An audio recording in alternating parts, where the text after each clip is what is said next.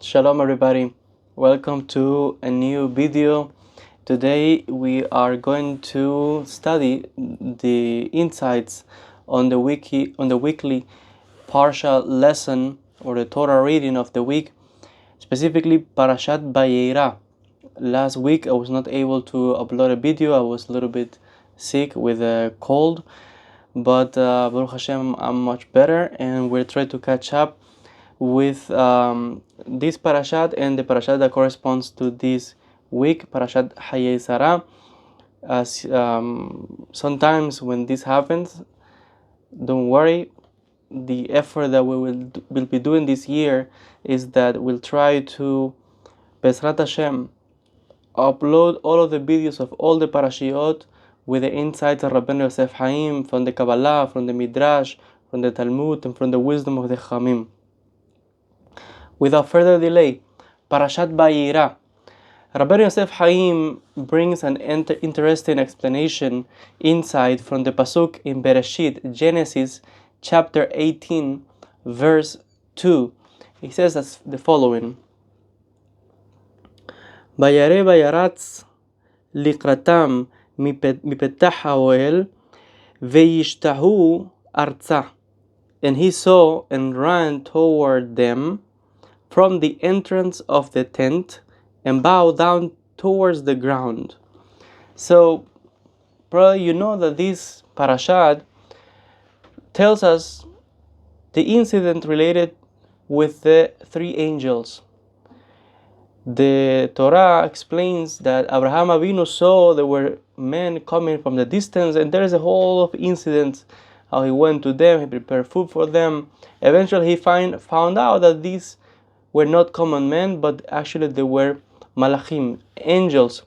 And actually they came with good news about the message that Abraham will be a father, that Sarah will be mother, and also one of them was supposed to carry the destruction of the cities of Sodom and Amorah and the surrounding cities.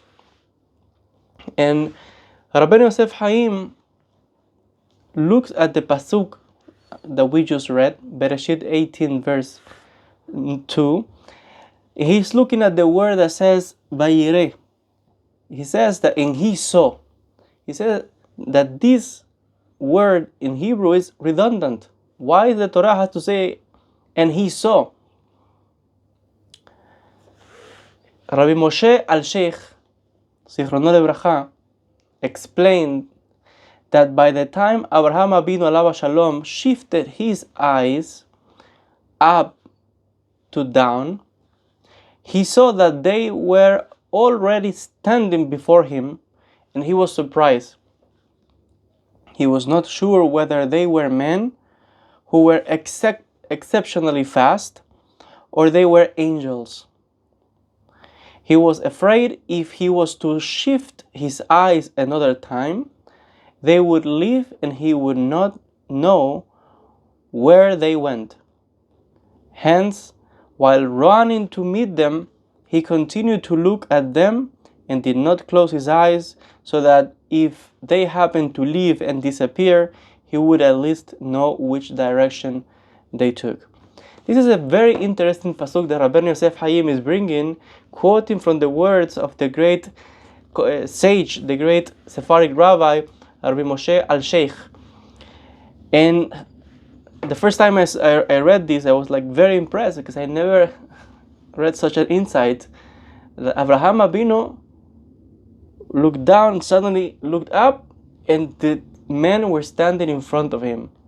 He was perplexed, who are these men? Are they really common people or angels? To the point that he thought, if I look one more time away, maybe they're gone. This is a very, very interesting insight that Rabbi Moshe al-Sheikh is bringing regarding this pasuk. We find a very, very interesting analysis in the next few pasukim, but as we mentioned before, there are many, many insights of Rabbeinu Yosef Haim that we will not be able to cover. We just want to select a few of his insights, and we want to comment, expand on his ideas. Rabbi Yosef Chaim brings a commentary on Bereshit, Genesis chapter 20, verse 6. This is the incident. You have to remember that the Torah tells us of the incident when Pharaoh was trying to take Sarah as his wife. And Hashem appeared to him in a dream and said to him, look, that woman is a married woman. And if you don't let her go, I will punish you. And actually, Hashem punished him. And the incident repeats again with Abimelech. And Hashem appears to Abimelech and says, don't touch this woman. She's a married woman. Doesn't belong to you. She doesn't belong to you. Now, Rabbi Yosef Chaim is bringing here a comparison between Pharaoh and Abimelech. Basically, he's asking, how could it be that Pharaoh was not able to yet touch Sarah, neither Abimelech, but why Pharaoh was punished and Abimelech was not punished? What's going on? Let's read what Rabbi Yosef Chaim has to say. He says, it's quoted from the Pasuk, Genesis chapter 20, verse 6. It says, Vayomer elaf האלוקים בחלום, גם אנוכי ידעתי כי בתם לבבך עשית זאת, על כן לא נתתיך לנגוע אליה. And Hashem said to him, to Abimelech, in the dream, I also know that you did not did this in the innocence. I also know that you did this in the innocence of your heart. Therefore, I did not let you touch her. Very interesting. Hashem is saying to Abimelech, I know that you did it, but you didn't know that she was a married woman. Now, Rabbi Yosef Chaim says the following. The Mefarshim question, when Pharaoh took Sarah, we were told in Bereshit chapter 12, verse 17, Hashem punished Pharaoh with severe afflictions. But this was not the case with Abimelech, as we just quote above. They explained that Pharaoh was shatuf bazima, meaning he was drenched with lust. And if Hashem had not interfered, he would have carried out his plan. Chas v'shalom, God forbid. Hence, as soon as he took Sarah, Hashem afflicted Pharaoh with painful lessons or with illness. But Abimelech was not the same type and therefore did not get the same treatment. So it says here that there was a difference. Pharaoh, it says, was drenched with lust. He had this negative energy inside of him that he wanted Sarah, and his mind was not clean. His intentions were not good. He says he was drenched with lust. Now, when we look at the pasuk that says, when Hashem said to Abimelech that he will not punish him, because it says, I know that you did this in the innocence of your heart. Rabbi Yosef Chaim says the following. Now we can explain the pasuk that says, Gam anochi yadati ki betam levabecha asita zod. I also knew that you did this in the innocence of your heart, because Hashem is able to see what is in the heart and the mind of a person. And thus, Hashem said to him, I too prevented you from sinning against me. The word in Hebrew that is used here is li, against me, meant to include even the thoughts of Abimelech, since Hashem is able to see them. That's why he says, I did not let you touch her. Here the word lingoa from Lashon negaim, afflictions, which Hashem did not bring upon Abimelech, and the word elea meant on behalf of Sarah. So from this pasuk we see that Hashem was able to look into the mind and into the heart of both Pharaoh and Abimelech, and he was able to see that in the heart of Abimelech there was no really evil intentions. He took this woman, but he did not really know. And in the case of Pharaoh, his mind and his heart were drenched with lust, as how Rabbeinu Yosef Chaim explains, quoting from the Chamim, meaning that there was crooked ideas and intention not only towards Sarah, but even against Abraham Avinu, as the Mefarshim explain, as the commentaries explain in the other pesukim, in the other verses. And this is something very important to derive from what we just read, and is that Hashem is able to look at the heart and the mind. Other people might not see our actions, the things that we do or why we do them, either good or bad things. But God is looking into the mind, He's looking into the heart, and He's able to give the appropriate either punishment or reward to a person, because He's able to see very deep. He's able to see what is hidden, the thoughts. He's able to see what the heart is thinking. Sometimes a person is doing a good action, a good thing, and other people are like, wow, look at this person, what a great act. Certainly, if the action was good and benefited other people, and the person that he or she helped actually was a great help, you can say that he certainly is going to get a reward.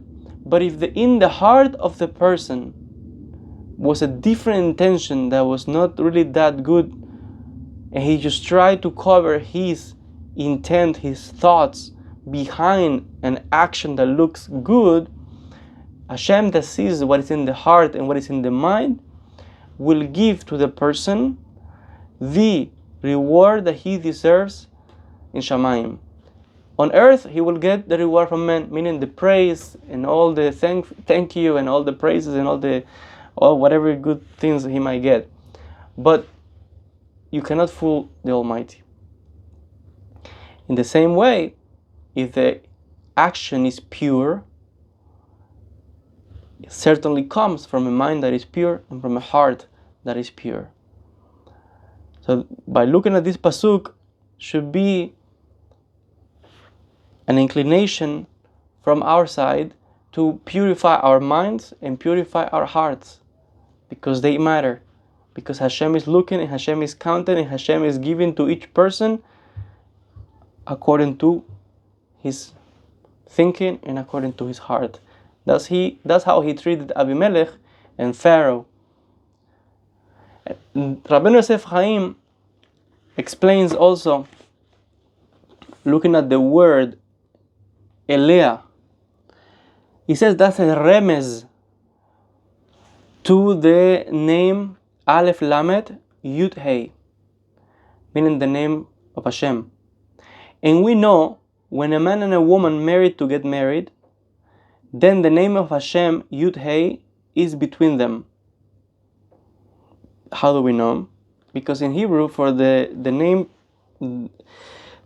for man is Ish, Aleph, Yud, Shin. The letter Yud is inside, one of the letters of the name of Hashem. And the word for woman is Isha. The letter Hey, another of the letters of the name of Hashem, is contained in that word, Isha.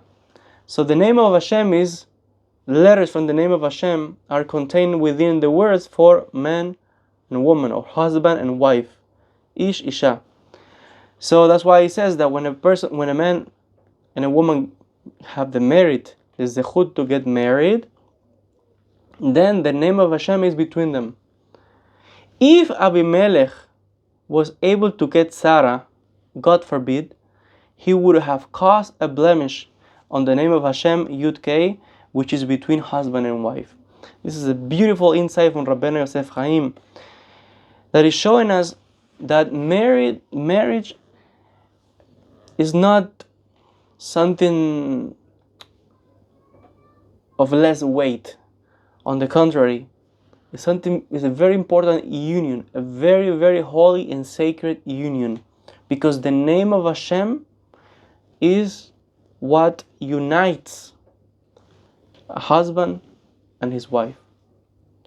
If Chas v'Shalom, there is another man that comes into that marriage, or another woman, Rabbeinu Yosef Chaim explains this will cause a blemish to the name of Hashem, the sacredness of marriage. This is a very, very interesting insight that he's bringing from this pasuk. There are a few other pasukim. I will just quote just a few insights from Rabbeinu Yosef Chaim.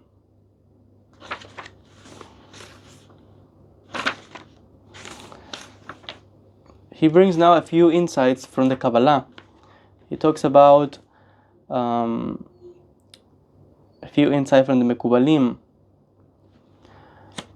Let's read this pasuk right here.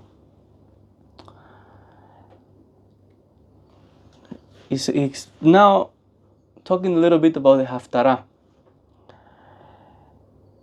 He's explaining the whole incident with Elisha and this poor woman, the widow, and how she didn't have food, and there was a miracle, and she didn't have enough oil and flour, and there was a miracle that there was a lot of oil and the flour was enough for her and to cook also for the prophet. And Rabbeinu Yosef Chaim explains a lot of he does an analogy of this story that is contained in the book of Kings, 2 Kings chapter 4 verse 1. He says the following: the Haftarah begin with Beisha Achad min shei bnei Anebiim, a woman of the wives of the disciples of the prophets. The whole story could be understood as a remes to the nefesh. In this case, the nefesh meaning a reference to the woman, which is a spiritual part above. The pasuk said, "Sa'aqa el Elisha," that she cried out to Elisha, who is the Yetzer Tov, meaning Rabbeinu Yosef Chaim is saying Elisha is a representation of the Yetzer Tov, and who saves the person, meaning the Yetzer Tov, from sin. Now, Avdecha ishi, my husband, your servant. That expression is a remez to the body of the person who has a free choice to do what he wants in this world, and hence the body is compared to the husband, and the soul is compared to the wife who is supposed to follow him.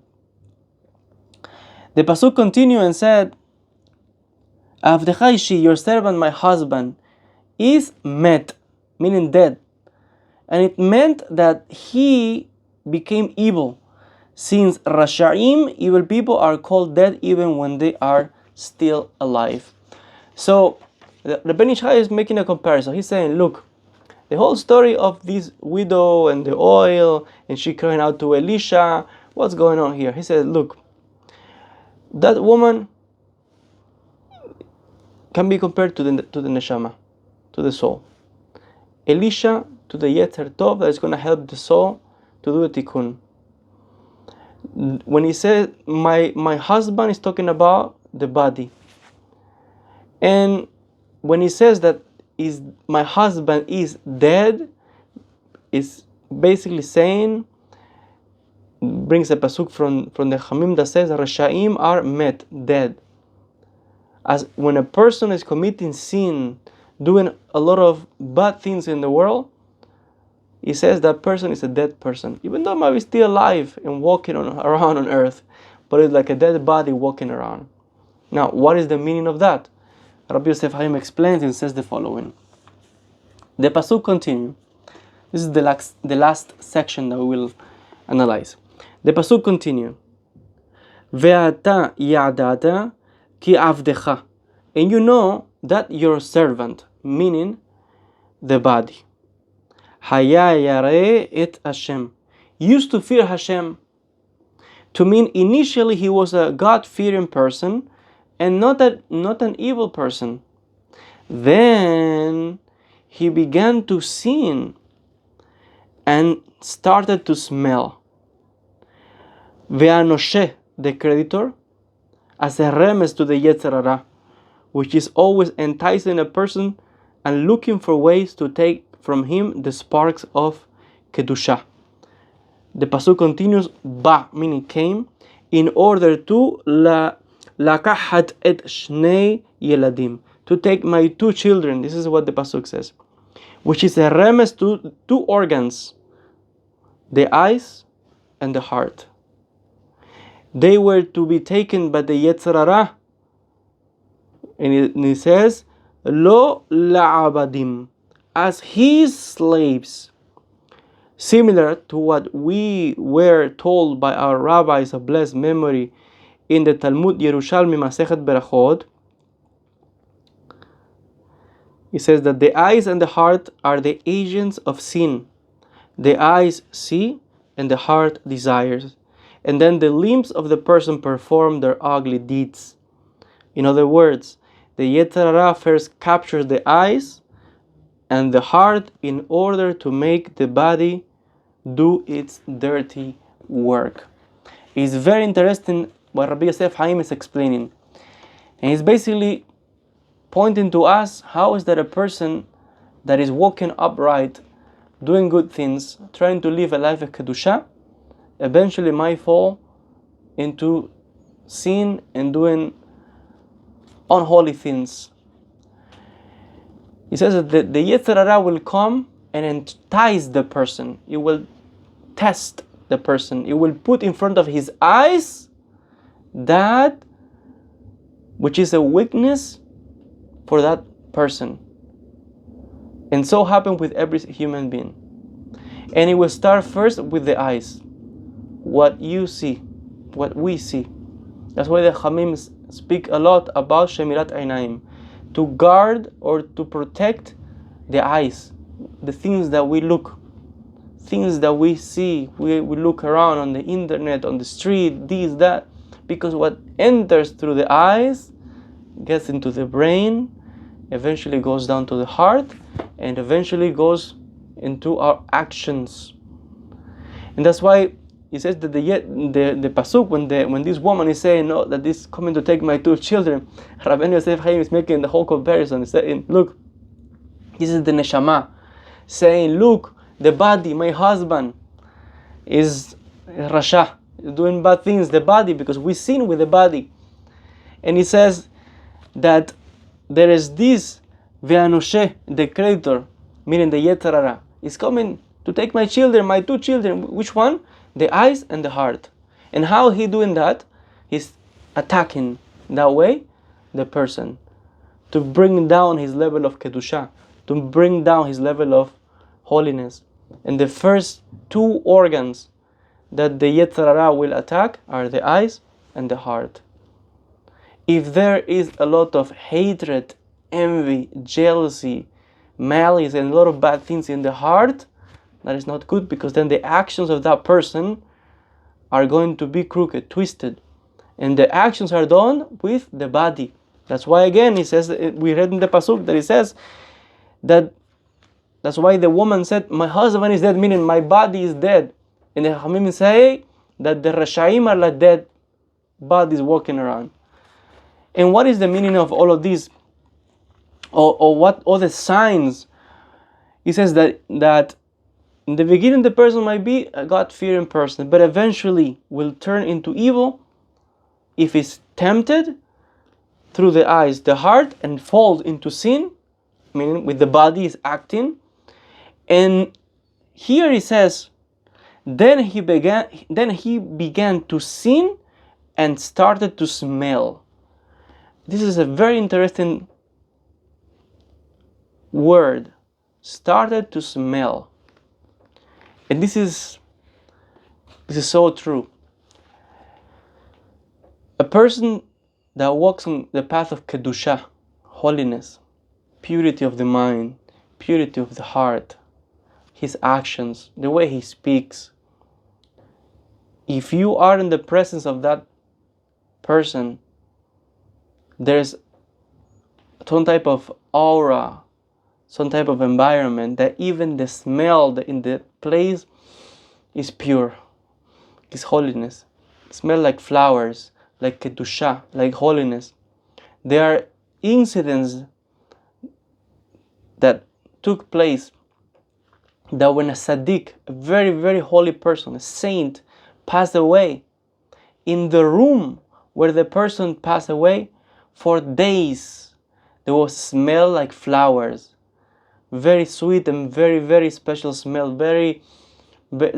Smell like paradise. Some of the books tells us. At the same time, if that's how the Chamim, the sages, the holy people, let's be very specific, holy people, that's how literally we can smell. You go to home of very holy people and literally you can smell the Kedusha. But if you go to the home of evil and Rasha'im and crooked and twisted people, you can literally smell from his body. There is a smell that is coming, that is telling you that there is a lot of darkness coming from that person. Mamash, this is Hamet. In spiritually speaking, people, not only, of course, in a physical sense, we also, there's the human, the body excretes certain odors, but spiritually speaking,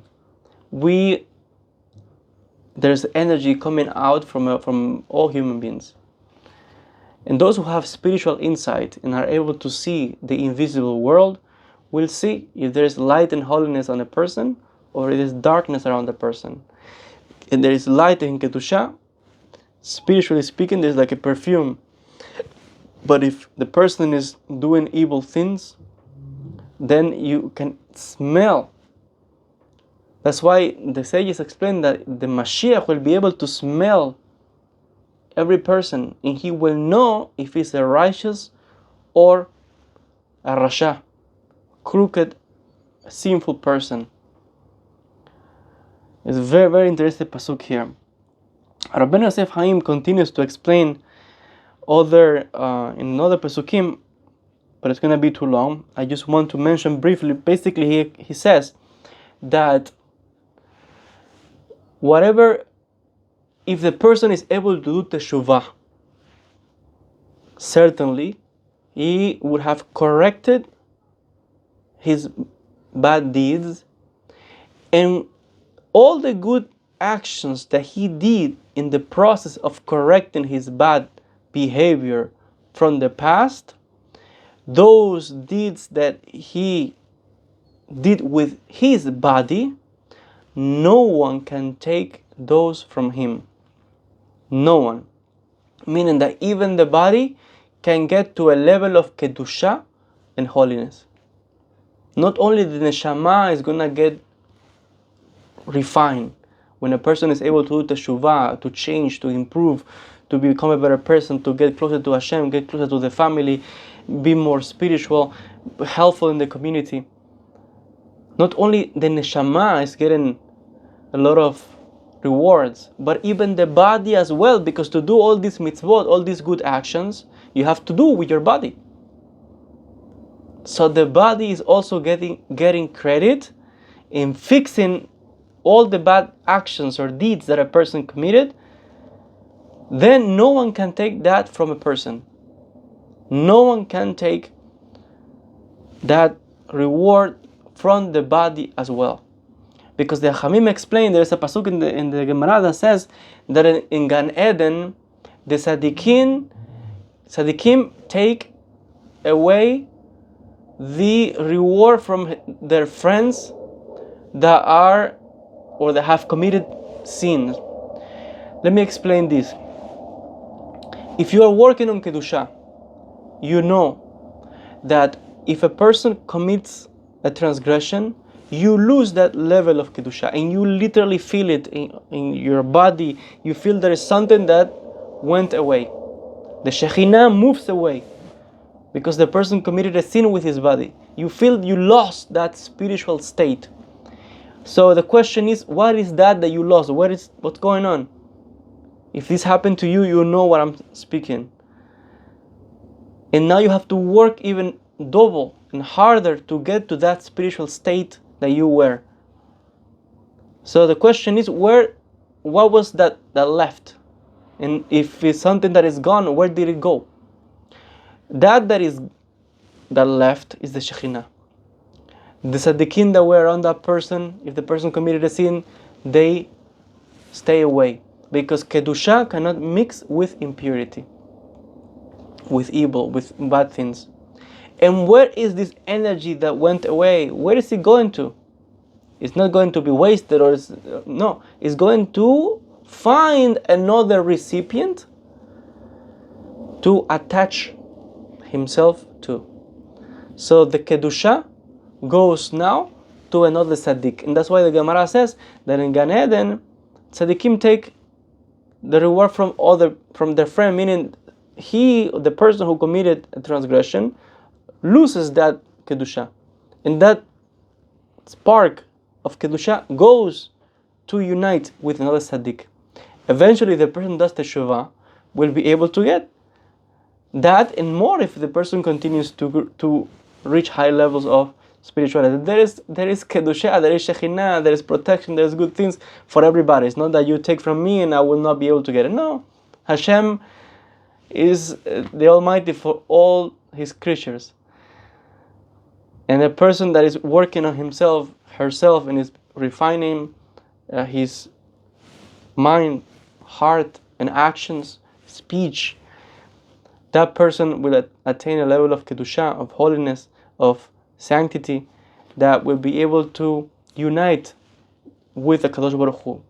Metaphorically speaking, in the sense that there will be a spiritual connection, Kedusha, Shekhinah, Malachim, Tzaddikim, all good things will be attached to that person.